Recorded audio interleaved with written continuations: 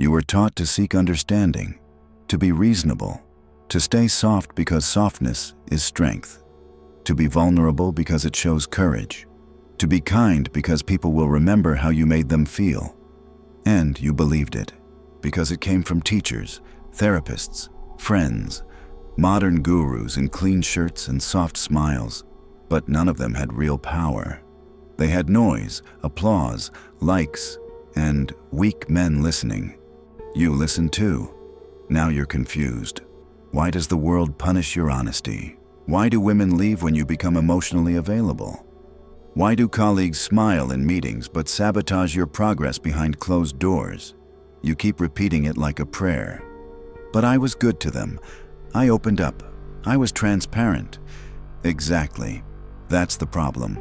You thought being understood would make you respected. It didn't. It made you exposed. They didn't listen to understand. They listened to map your weaknesses. You were never building strength. You were building accessibility. That's the first lie. Being open makes you strong.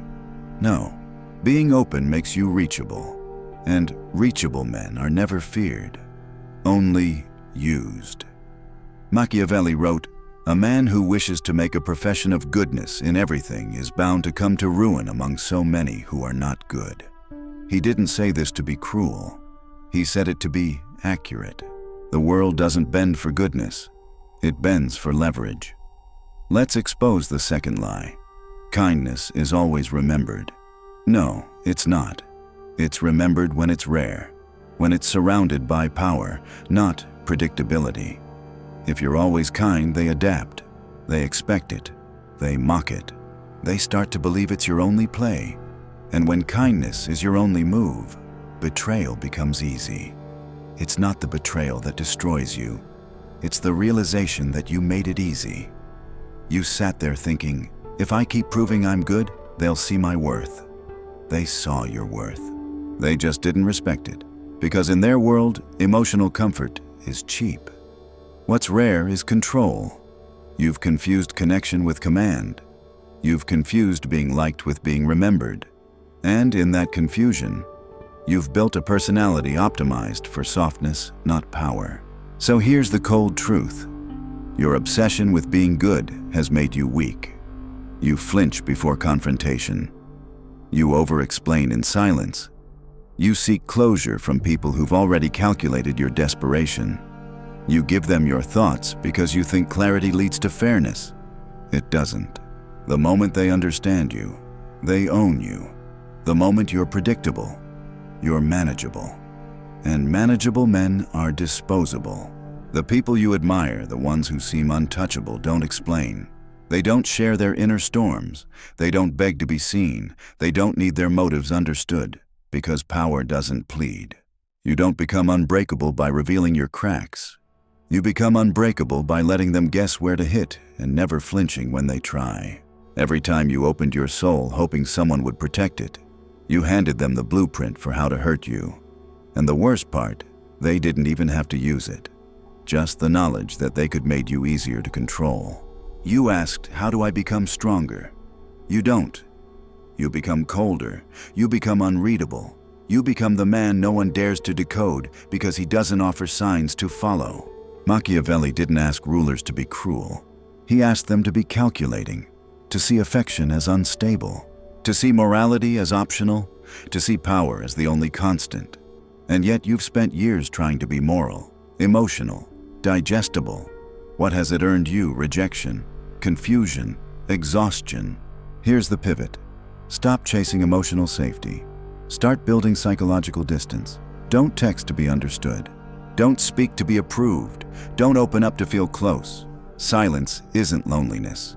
It's the foundation of mystery. And mystery isn't emptiness. It's leverage. When no one knows what you truly feel, they become cautious. When you break patterns instead of explaining them, they become intrigued. When you don't react the way they expect, they lose control. That's when they begin to respect you. Not because you demanded it, but because you made them uncertain. And here's the last lie to burn: people respect vulnerability. No, people exploit predictability. So stop trying to be unbreakable through emotion. You will never be. Because emotion is a door and someone will always know how to knock. You become unbreakable the moment you stop needing to be understood. When you walk through betrayal without commentary. When you leave the party without a reason. When you smile at the insult and walk away with the facts. No speech, no defense, no permission, just presence, unexplained, undeniable, unbreakable. You think silence makes you invisible, that people will forget you if you don't speak, don't post, don't explain, that if you don't clarify your side, they'll believe the wrong story. So you rush to fill in the blanks because you think control comes from narrative. But it doesn't. It comes from ambiguity. The man who speaks constantly is easy to define, easy to label, easy to predict. He thinks he's controlling the room by talking, but in truth, he's giving away his map.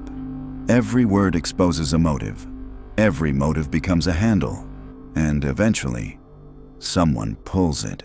You think strength means speaking first, correcting assumptions, making people understand what you meant. But power doesn't need explanation. Power thrives in silence, because silence makes people uncomfortable. It forces them to guess, and most people fear guessing wrong. Look at how society operates. The loud are consumed, the mysterious are studied. Celebrities give interviews, they become disposable. The ones who disappear, they become myths.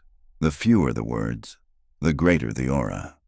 You've been conditioned to seek clarity, but Machiavelli understood this clarity is the enemy of control.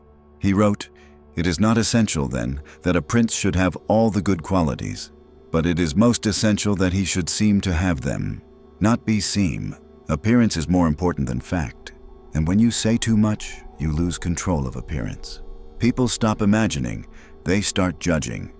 So here's the principle: let them guess, let them wonder, let them talk. You watch."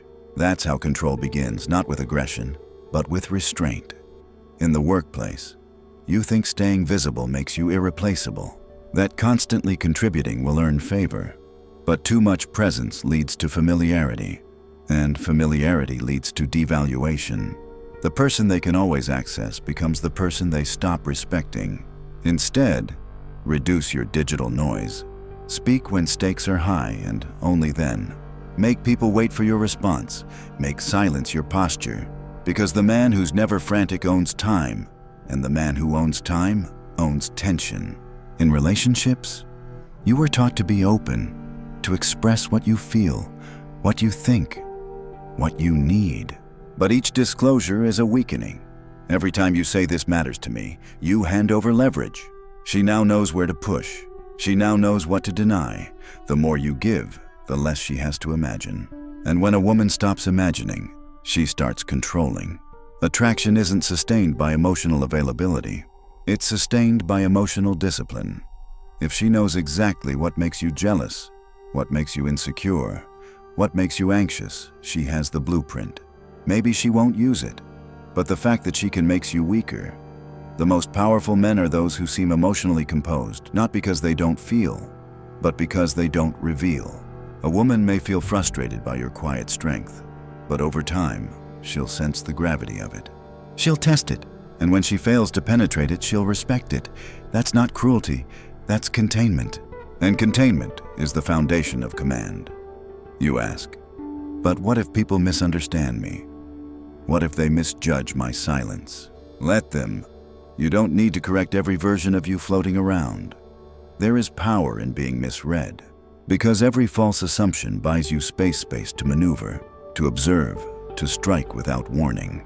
Machiavelli said, "Men judge more by the eye than by the hand," meaning people trust perception over truth. Use this. Construct the image. Protect the core. If they think you're softer than you are, let them. If they think you're indifferent, let them. If they think you're incapable, perfect. Because power is rarely taken from the expected place. It comes from the shadow, the overlooked corner, the silent presence no one saw coming. In strategy, what you don't show becomes your greatest asset. When you enter a negotiation, let them talk first. They will reveal their position, their needs, their weaknesses. You sit back, you measure, you calculate, and when you speak, you strike. Most men speak to reduce their anxiety, but real power lives in delayed speech. The pause, the measured word, the refusal to fill every silence with justification. You don't explain who you are. You demonstrate what you tolerate. You don't argue about your value. You embody it quietly. Watch how people change when you give them nothing to work with. They lean in, they try harder, they overstep, and when they do, you see their hand fully. That's the moment you win, not because you fought, but because you waited. You think silence is passive. No, silence is strategic. It's the weapon of the observant. It's the armor of the dangerous. It's the invisible language of men who no longer need the world's approval.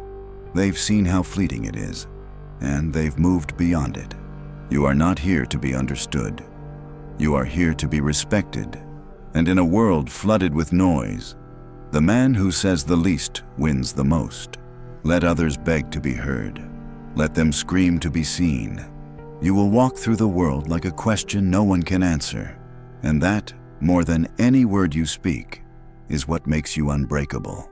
You've been told that power means dominance, raising your voice, taking control, proving your point, always being the loudest presence in the room.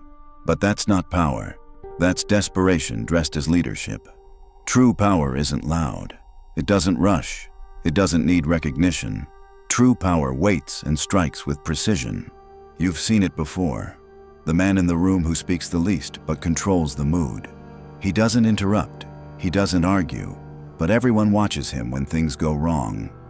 Why? Because he radiates calm danger. He has no need to prove he's capable because no one can prove he's not. That's the type of man Machiavelli wrote for. Not the emotional, desperate, idealistic man, but the calculating one. The one who understands the game of appearances. The one who doesn't fight battles that don't matter. The one who only moves when the victory is certain and the price is worth it. You've wasted energy trying to prove yourself to people who already decided to overlook you. You've argued with people who benefit from your agitation. You've shown your full hand because you were too impatient to wait for theirs. That's not strategy. That's surrender. Machiavelli wrote, "The lion cannot protect himself from traps, and the fox cannot defend himself from wolves. One must therefore be a fox to recognize traps, and a lion to frighten wolves." You've been told to be honest, to be sincere, to be real. But sincerity is not a strategy. It's a weakness when applied too soon to the wrong people. You need both the mind of a fox and the presence of a lion, not a man who reacts, a man who calculates. In your career, this means you stop chasing visibility. You stop volunteering for every task hoping someone will notice. You start learning leverage. You do less but better. You speak less but sharper. You don't correct every lie they spread about you. You let the lie hang just long enough to see who spreads it. Then you cut them off without announcement. You want to be unbreakable. Start by removing your appetite for fairness. The world doesn't reward fairness. It rewards leverage. It rewards outcomes. And it punishes men who waste time complaining about the rules instead of mastering the terrain. In social settings, you think respect comes from being liked. So you mirror people. You agree to be agreeable. You suppress your instincts because you're afraid to trigger conflict. But people don't respect mirrors. They respect resistance. Next time someone tests your boundary, don't smile and excuse it. Don't explain your line. Just end the interaction. Don't follow up. Don't argue. Just remove access. Let them feel your absence, not your reaction. This is what separates boys from strategists. Boys want to be liked for who they are. Strategists control access to who they are. You keep giving people full access, then feel betrayed when they misuse it. But that betrayal was made possible by your own lack of precision. You didn't measure. You gave too much. You hoped they'd treat your openness with care. They didn't. Why would they? Respect comes from cost, not kindness. If you're always emotionally available, always reachable, always giving the benefit of the doubt, your presence costs nothing. So it means nothing. That's why power starts with withholding. You don't need to give answers. You don't need to explain your absence. You don't need to justify your choices. You're not running for office. You're mastering your environment. And the master always chooses when and where to be seen. In relationships, don't fall into the trap of trying to prove you're the good guy. She doesn't want a good guy. She wants a centered man. A man who doesn't beg for emotional safety. A man who sees her tests for what they are, not attacks, but probes. She's trying to find the edges. Show her you have them. Don't explain why you're different. Demonstrate that you're untouchable. Let her feel your indifference when she pushes. Let her see that your focus doesn't break when she withdraws. Let her know without words that she doesn't define your rhythm. That's how desire grows, not from validation, but from the quiet confidence of a man who remains composed. Every man wants to be powerful, but few are willing to detach from emotion long enough to build the discipline power requires. You don't need more motivation. You need more silence. You don't need another mentor. You need solitude. You don't need to be louder. You need to be more surgical. Because when your words become rare, they become valuable. When your actions become deliberate, they become unpredictable. And when your presence becomes selective, it becomes unforgettable. Remember this: a man becomes unbreakable not when he wins every battle, but when he chooses which ones are beneath him. You are not here to convince the world. You are here to become the type of man the world studies. Not because you demanded attention, but because you moved in shadows and struck with clarity. Most men think strength is about what they show: muscles, status, emotions, rage. They believe visible intensity is intimidating. But what truly unsettles people isn't the fire they can see. It's the one they sense but can't confirm. Fear doesn't come from the noise of force. It comes from the uncertainty of capability. This is why the most dangerous men don't shout. They don't explain their power. They don't need threats or warnings. Their silence is enough. Their lack of reaction is the reaction. And in that space, people start to overthink, to adjust, to fear what they cannot define. You think vulnerability makes people trust you. It might, but it also makes you transparent, and transparency, over time, turns into predictability. Predictable men can't dominate. They can only hope to be tolerated. Machiavelli wrote, "Men in general judge more by the sense of sight than by the sense of touch. Everyone sees what you appear to be. Few experience what you really are." He didn't encourage deception for deception's sake. He advocated for strategic opacity, not lies, but controlled access. In your daily life, this means you stop broadcasting your every thought, goal, or intention. You let people see the smoke, vague signs of movement, but never show them the fire. You let them speculate, not observe, because when they don't know what drives you, they can't derail you. In relationships, this is the difference between obsession and indifference. The men who get ghosted, abandoned, disrespected, they're the ones who revealed everything too soon. They showed the fire. They made it obvious. And when something's obvious, it becomes ordinary. But the man who withholds, who seems focused elsewhere, who doesn't explain his absence, who doesn't beg for closeness, he triggers a different response. She questions, where is he? What is he thinking? Who else has his attention? That's when desire spikes. Not through sharing, through scarcity. The modern world teaches the opposite. It glorifies oversharing. It rewards exposure. But those rewards are cheap. Attention is not respect. Virality is not value. And if everyone knows your moves, you become easy to outmaneuver. Look at the battlefield. The general who announces his strategy loses. The one who feints, who withdraws, who misleads, he wins by confusion. And confusion breeds caution. That's the goal, not admiration, not love, but strategic caution. You've been taught to chase clarity in every connection, but clarity is a one-way mirror. The more they see, the more they control. You want to flip that. Let them speak. Let them overshare. You stay still. You study. Every time you resist the urge to react, you become more dangerous, not because you're hiding something, but because they don't know what you're calculating. You're not cold, you're reserved. You're not disinterested, you're disciplined. You're not empty, you're impenetrable. and most people can't tell the difference. That's your advantage. Even in conflict, never reveal full emotion, never give the satisfaction of certainty. When they insult you, stay calm. When they lie, take note. When they try to provoke you, respond with stillness. Stillness is unsettling because it forces them to deal with their own noise. Machiavelli understood that people are drawn to illusion. They don't want the truth. They want symbols, appearances, echoes. Give them just enough to make assumptions, but never enough to confirm them. You don't need to defend your choices. You don't need to justify your distance. You don't need to explain why you disappeared, why you changed, why you don't smile as often.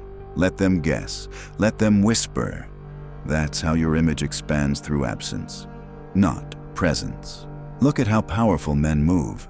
The real ones, not the performers. You rarely know their next step. You rarely know their opinion. And when they act, it seems inevitable, like they were never waiting for approval. That's who you must become. The man who says little but moves with consequence. The man who is never chaotic, only controlled.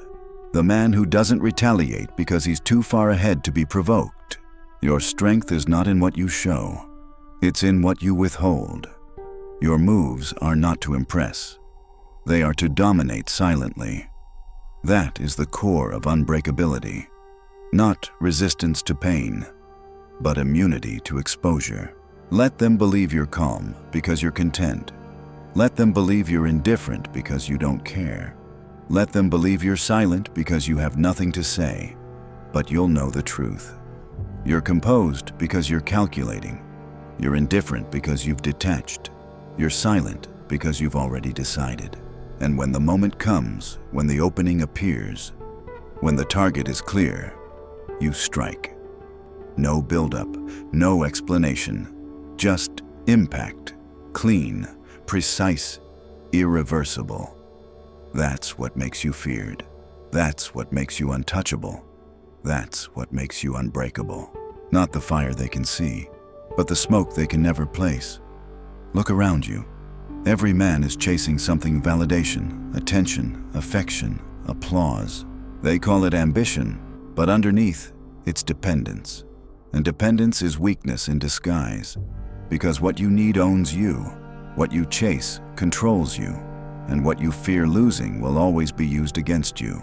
This is why most men are fragile. Not because they're soft, but because they're attached. They can't walk away. They can't be alone. They can't go silent without panicking. They say they want power, but they're enslaved by approval. Machiavelli warned, he who becomes a master of a city accustomed to freedom and does not destroy it may expect to be destroyed by it. Apply this to your habits.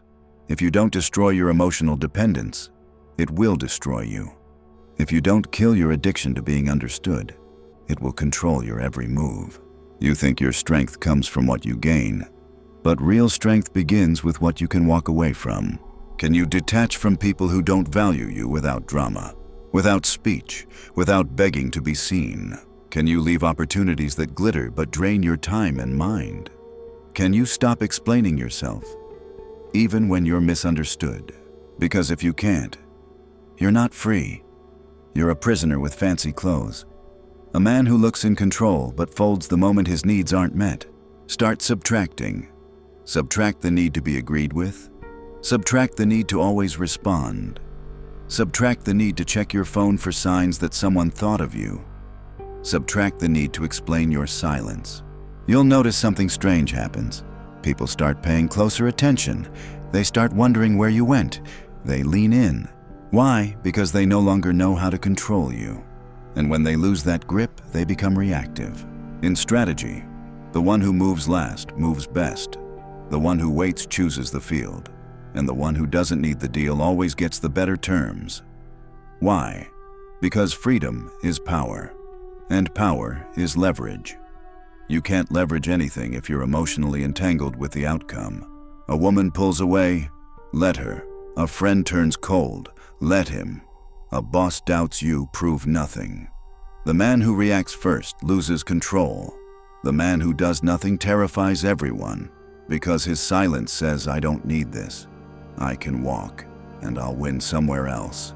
That's the kind of man no one dares to corner, because he's not driven by attachment, he's driven by vision. You've been taught to win through force, persuasion, charisma. But the ultimate weapon is indifference, not apathy indifference. The subtle, quiet conviction that you don't need their yes, that you don't fear their rejection, that you're not tied to this moment, this room, this woman, this job, because your identity isn't built on who stays. It's built on who you become when they leave and you remain unfazed. Your enemies will try to provoke you. Women will test your composure. Friends will withdraw to check your loyalty. But none of it touches you if your sense of worth doesn't depend on their reaction. This is what Machiavelli meant when he said, "It is better to be feared than loved, if you cannot be both." He didn't mean you should rule through cruelty. He meant love is unstable.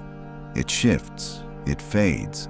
Fear, when earned through respect, is stable, because it comes from discipline, not emotion. You don't become feared by screaming. You become feared by not flinching, by remaining composed when others would panic, by staying silent when others would plead, by walking away when others would beg.